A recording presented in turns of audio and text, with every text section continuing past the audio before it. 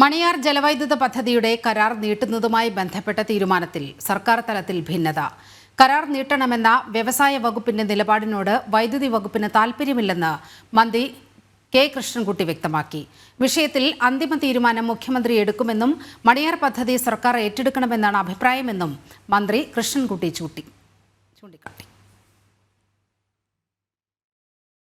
മണിയാർ ജലവൈദ്യുത പദ്ധതിയുടെ കരാർ നീട്ടുന്നതിൽ വ്യവസായ വകുപ്പിനും വൈദ്യുതി വകുപ്പിനും രണ്ടഭിപ്രായമാണെന്നതാണ് മന്ത്രിയുടെ വാക്കുകളിൽ നിന്ന് വ്യക്തമാകുന്നത്. മണിയാർ പദ്ധതി 30 വർഷത്തേക്കാണ് കാർബോറണ്ടം യൂണിവേഴ്സൽ ഗ്രൂപ്പിന് നൽകിയിരുന്നത്. 30 വർഷം കഴിയുമ്പോൾ പദ്ധതി KSEBക്ക് തിരിച്ചു നൽകണം. 30 വർഷത്തെ BOT അടിസ്ഥാനത്തിലുള്ള കരാർ കാലാവധി ഡിസംബറിൽ അവസാനിക്കാനിരിക്കെ കരാർ നീട്ടുന്നതുമായി ബന്ധപ്പെട്ട തീരുമാനത്തിലെ ഭിന്നത മറനീക്കി പുറത്തുവരികയാണ്. കാർബോറണ്ടത്തിന് കരാർ നീട്ടി നൽകണമെന്നാണ് വ്യവസായ വകുപ്പിന്റെ നിലപാട്. എന്നാൽ വൈദ്യുതി വകുപ്പിന് അങ്ങനൊരു അഭിപ്രായമില്ലെന്നാണ് മന്ത്രി കെ കൃഷ്ണൻകുട്ടി പറയുന്നത്. ഇപ്പോൾ വ്യവസായം വരുന്നതിന് ഒരു ദോഷം വരുമോ എന്നുള്ളതാണ് ഇൻഡസ്ട്രീസിൻ്റെ അഭിപ്രായം. ഇത് രണ്ടും കൂടി ചർച്ച ചെയ്തിട്ട് ഒരു തീരുമാനം ഉണ്ടാവും. നമ്മളൊരു യോഗം കൂടിയെന്ന് മാത്രമേ ഉള്ളൂ. രണ്ടഭിപ്രായം പറഞ്ഞിട്ടുണ്ട്. അതിൻ്റെ മിനിറ്റ്സ് ഒക്കെ വരുന്നത് തീരുമാനിച്ചിട്ടില്ലല്ലോ. തീരുമാനിക്കാതെ ഉണ്ട് നിങ്ങളെങ്ങനെ അത് തീരുമാനിച്ചു എന്ന് പറയുന്നത്? തീരുമാനിച്ചിട്ടില്ല. KSEBയുടെ അഭിപ്രായം പറഞ്ഞിട്ടുണ്ട്, ഗവൺമെൻറ്റിൻ്റെ അഭിപ്രായമല്ല.